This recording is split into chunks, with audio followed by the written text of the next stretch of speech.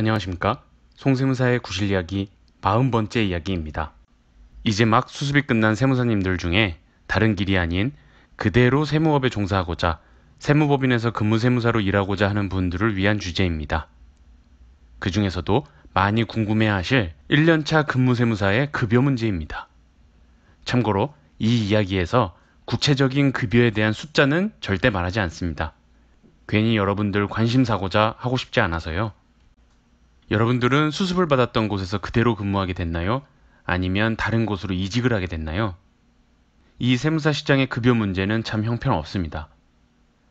대표급들의 인식은 80년대에 머물러 있는 수준이어서 따라서 싼 값에 적당히 뽑아먹는다 라는 생각들이 만연해 있습니다.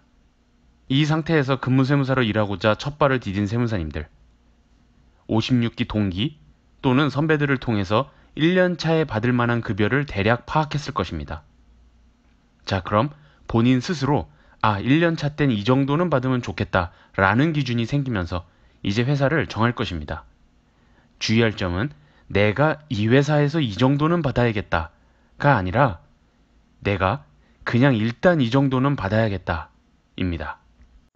그럼 일정한 기준점 아래 지난 수습기간 본인이 하고자 하는 업무의 방향을 정했을 테니 이젠 회사의 업무 종류와 내가 맡게 될 업무 등을 비교해야 합니다. 본인은 기장은 하기 싫고 재산 업무만 하고 싶은데 계약을 하고자 하는 세무법인이 마침 재산 업무만 시킨다고 하네요. 그런데 본인이 기준을 삼은 급여에서 연봉 기준으로 100에서 200 정도 못 미칠 때 이럴 땐 어떻게 해야 하느냐입니다. 본인이 정한 급여 기준이 본인 스스로 너무 저평가한 나머지 알아본 금액 중에서 가장 낮은 금액을 기준으로 삼은 상태에서 재산 업무만 할 수 있다는 그 세무법인에서 그보다 100, 200 낮은 금액을 말했어도 가야 할까요? 극단적인 사례일진 몰라도 이는 매우 현실적입니다. 그러니까 우리 본인의 기준이 되는 급여는 여러 명을 알아본 값 중에서 중간값보다는 100 정도 높게 잡으세요. 그게 회사를 선택하는데 차라리 편합니다. 중간값보다 약간 높은 연봉을 설정하고 회사에서 맡길 업무가 나와 맞는지 비교해 볼 수 있으니까요. 재산제세 업무만 하고 싶고 기장은 전혀 하기 싫은데 면접 본 세무법인에서 재산 업무를 주로 하되 법인 기장을 한 대여섯 개 해야 한대요. 근데 급여를 본인이 삼은 기준보다 100 높게 말한다면 이 경우엔 그 회사에서 일을 하는 게 좋겠다는 생각입니다. 재산 업무를 하고 싶다고 생각한 이유는 다양한 경험을 해보고 싶다는 뜻일 텐데 급여가 생각한 것보다 조금 더 높다는 걸로 하기 싫은 기장 업무를 상쇄시킨다 생각하면 잃을 게 없는 계약이 되겠습니다. 그러나 항상 말씀드리지만 정보는 서로 비대칭인 상태에서 계약을 하는 것이지 막상 재산 업무 하려고 들어갔더니 위에 선배 세무사들을 돕는 역할만 하게 될 수는 있습니다. 그러나 이는 가보지 않고는 모를 일이니까 일단 1년차 땐 어쩔 수 없습니다. 사실 제가 이야기하고자 하는 사례는 이 사례는 아니고요. 이 다음 이야기를 잘 들어보세요. 방금 전 사례 말고 조금 앞서서 본인은 기장을 하기 싫고 재산 업무만 하고 싶은데 계약을 하고자 하는 세무법인에서 재산 업무만 할 수 있다고 할 때 기준을 삼은 급여에서 연봉 기준으로 100에서 200 정도 못 미칠 때는 이럴 땐 어떻게 해야 하느냐에 대한 선택 문제를 이야기하고자 합니다. 전 이 경우엔 일단 해보자 라고 말하고 싶습니다. 역시나 너도 꼰대 같은 말만 하는구나 생각하실 수 있어서 구실 이야기에서 이야기를 하든 제 주변 지인들에게 상담하든 참 조심스러운 상담입니다만 앞서 말씀드린 것처럼 아직은 세무사 시장에서 대표급들의 근무세무사들의 노동력을 사용함에 있어서 마인드가 한참 뒤처져 있습니다. 기득권이라고 볼 수 있는 분들의 마인드가 이러한데 우리가 절대 바꿀 수 없는 상황입니다. 이런 분위기를. 그렇다면 우리가 나중에 저렇게만 되지 말자 라고만 다짐하고 꼭 우리가 대표가 됐을 땐 그러지 않으면 차츰 바꿔볼 수 있는 세상이라 저는 생각합니다. 그리고는 일단 내 선에서는 접고 들어갈 수밖에 없는 게 현실입니다. 근무세무사로 길을 정한 세무사님들은 다 알고 온 거잖아요. 세무업계가 싫어서 국세청 시험을 보든 공기업에 가든 각종 공단 입사를 준비하든 그런 분들이 택한 길을 여러분들이 가지 않은 이유는 다 알고 온 거 맞잖아요, 솔직히. 회사와 나의 급여 문제는 닭이 먼저냐 달걀이 먼저냐 싸움이라고 고민 끝에 제 스스로 결론을 냈습니다. 1. 회사에서 급여를 주는 만큼만 일할 것이냐? 아니면 2. 내가 일을 더해서 성과를 보여주면 회사가 내게 더 좋은 조건을 제시할 것이냐?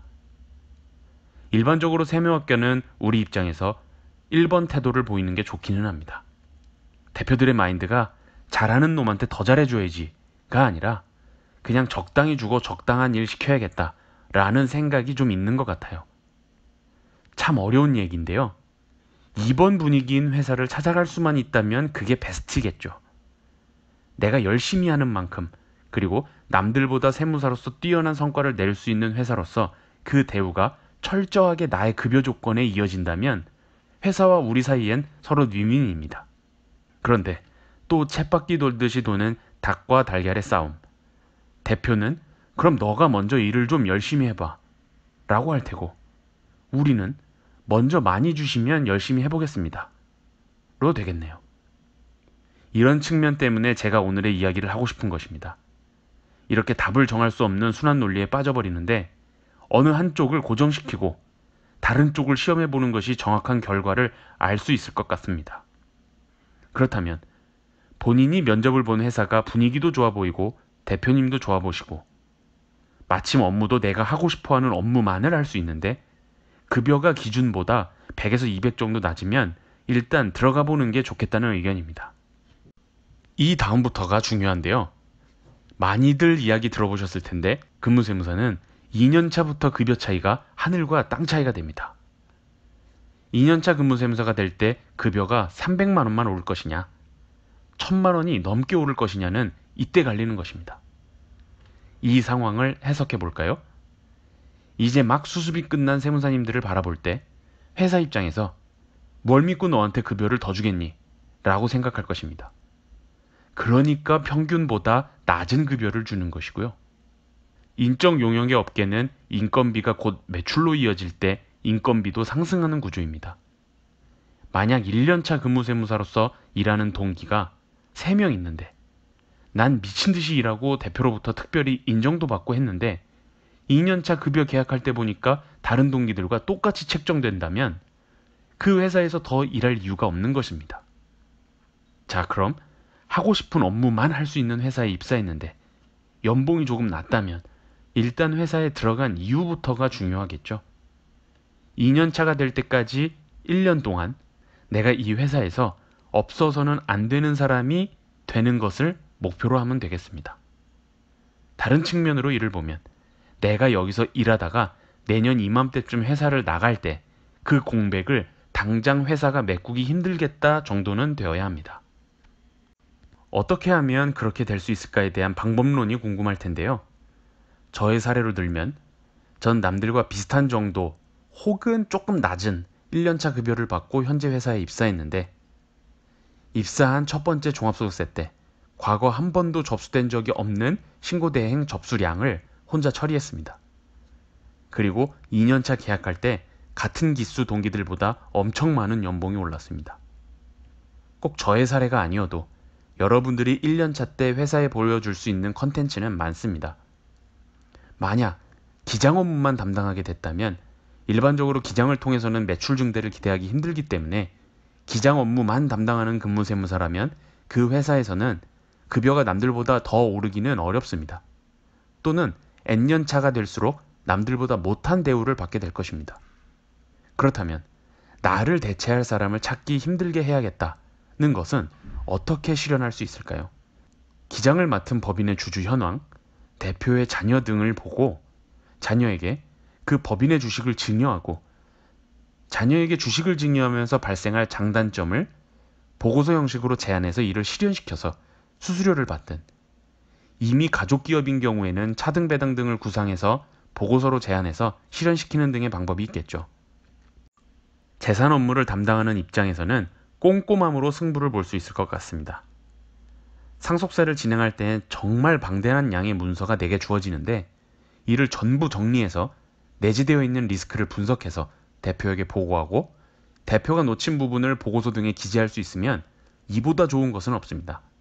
세무법인에서 재산 업무를 담당하게 될 때에는 별도로 영업을 해오라거나 하는 것은 아닙니다. 그렇다면 어차피 영업은 대표님들이 해서 일을 가져오는 건데 어떤 일이든 가져왔을 때 꼼꼼함과 법률적 치밀함으로 그 일을 대하고 실수가 없다면 1년 만에 이는 당연히 티가 나게 됩니다. 이렇게 본인이 어떤 업무를 맡았든 1년 사이에 회사에서 나의 역할에 대한 고민을 끊임없이 할 필요가 있어요. 최소한 근무세무사로 좋은 조건 하에서 일할 생각이라면요. 저는 상반기 동안 왜 이 시장은 이렇게 급여 조건이 좋지 않을까에 대한 고민을 많이 해보고 주변 사람들이랑 이야기도 해본 결과 소위 돈이 되는 컨설팅 업무나 상속세 같은 큰 건은 대표님들이 직접 처리하기 때문이라는 점을 알았습니다. 즉, 근무세무사 뽑아놓고 돈이 되는 일을 시키는 게 아니라 이런 건들은 본인들이 직접 처리하고 근세에게는 기장 업무만 시키거나 여기서 파생되는 양도소득세, 간단한 증여, 이런 사소한 것들만 시키기 때문인 것 같아요. 대표 입장에서는 이렇게 큰 건을 근무세무사에게 믿고 맡길 수가 없는 것 같습니다. 그러니까 건별로 큰 매출을 차지하는 일은 대표들이 다 하니까 인건비와 매출이 비례하게 책정된다는 측면에서는 근무세무사들에게 좋은 급여를 줄 수 없다는 것이 제 소결론입니다.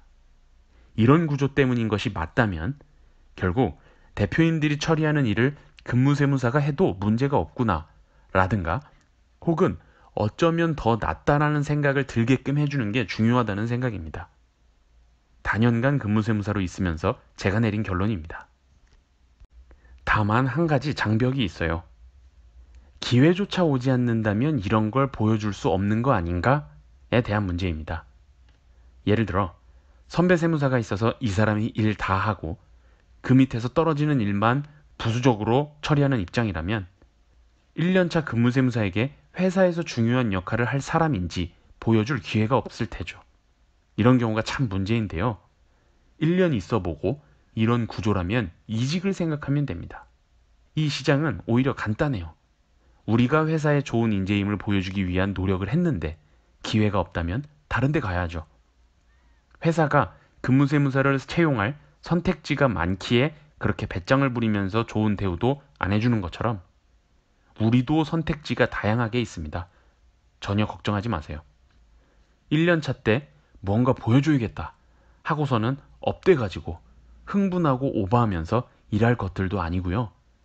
그저 묵묵하게 우리는 세무사니까 반드시 매일 매 순간 법조문을 끼고 일하면서 문득문득 본인이 하고 있는 일에서 조금 더 나은 방향을 고민해 보라는 것입니다. 이렇게 했는데도 1년차가 끝나갈 무렵 회사로부터 별 인정을 못 받았다면 다른 데 가면 됩니다. 그러나 그 과정에서 내가 어떤 게 부족했나 피드백도 사실 필요하겠죠. 이는 회사를 위해서가 아니라 나의 발전을 위해서. 여러분들의 계약도 잘 되고 하고 싶은 업무를 담당하게 되면서 좋은 사람들과 근무세무사로서 첫 걸음을 내디뎠으면 좋겠습니다. 1년차는 정말 중요합니다. 처음이란 생각으로 일할 땐 원칙적으로 일하시기 바랍니다. 이상으로 송세무사의 구실 이야기 40번째 이야기를 마치겠습니다. 감사합니다.